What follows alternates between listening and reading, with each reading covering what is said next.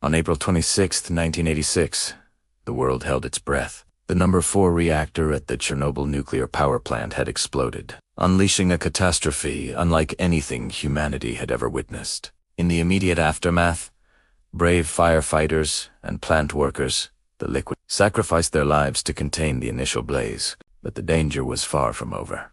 Deep within the mangled heart of the reactor building, a new, even greater threat was brewing. The core of the reactor, a superheated mass of uranium fuel, graphite, and melted metal, had turned into a lava-like substance. This deadly concoction, known as corium, was burning its way down through the concrete floors of the reactor building. Below the reactor lay a vast pool of water, the bubbler pools, part of the plant's safety system. If this molten radioactive lava, burning at over 2,000 degrees Celsius, reached the water, it would trigger a steam explosion of unimaginable power. Scientists estimated this secondary explosion would have the force of a 3 to 5 megaton thermonuclear bomb. It would obliterate the entire Chernobyl plant, including the 3 other active reactors.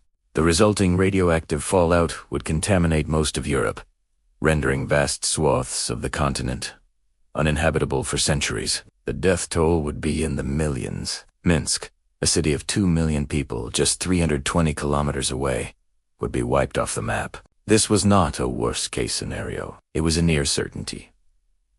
The world was teetering on the brink of an apocalypse. There was only one way to prevent this disaster.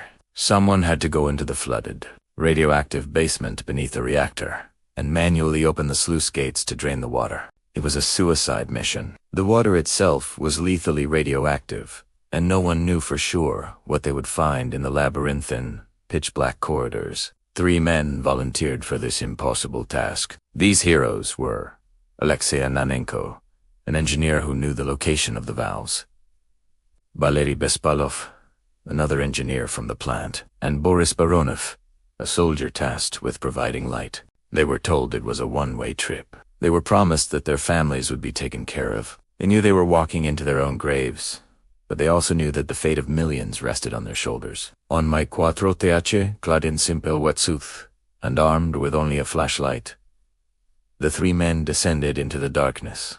The world above held its breath. The corridors were flooded, pipes were broken everywhere, and the only light came from Baranov's flickering lamp. The water was up to their knees, then their waists. Every step was a gamble. The radioactivity was so intense, it made their skin tingle. They waded through the treacherous, inky black water, their hearts pounding in their chests, and Nanenko led the way, relying on his memory of the plant's layout.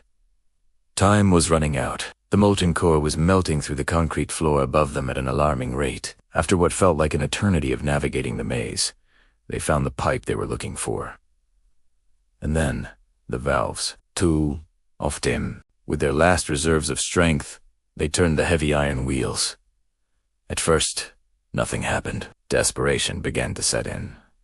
Had they come all this way just to fail? They pushed and pulled with all their might. Then, they heard it a faint gurgle, then a rush. The sound of water beginning to drain. They done it. They had opened the gates. Their mission accomplished. The 3 men scrambled back through the flooded corridors. Against all odds, they emerged from the darkness, alive. They were immediately rushed to the hospital, suffering from severe radiation sickness, but they had succeeded. Over the next day, 20,000 tons of radioactive water were drained from the bubbler pools, averting the cataclysmic steam explosion. What happened to these 3 heroes? For years, the story was that they had died within weeks of their heroic act. It became a legend, a testament to their ultimate sacrifice. But the truth, in this case, is even more remarkable. Miraculously, all 3 men survived. Boris Baronov passed away in 2005 from a heart attack. Valery Bespalov is reportedly still alive and living in Kyiv. And Alexei Nanenko, the man who knew the way, continued his career in the nuclear industry. In 2019, he was awarded the title Hero of Ukraine for his bravery. Their incredible courage is a story that almost defies belief. They were not superheroes. They were ordinary men faced with an extraordinary choice. They chose to walk into near certain death to save a continent. Their story reminds us that in the darkest of times, The brightest light can be found in the courage of the human spirit. They are the men who saved the world, and their story should never be forgotten. Thanks for watching. And if you found this story as inspiring as I did, please like this video and subscribe for more.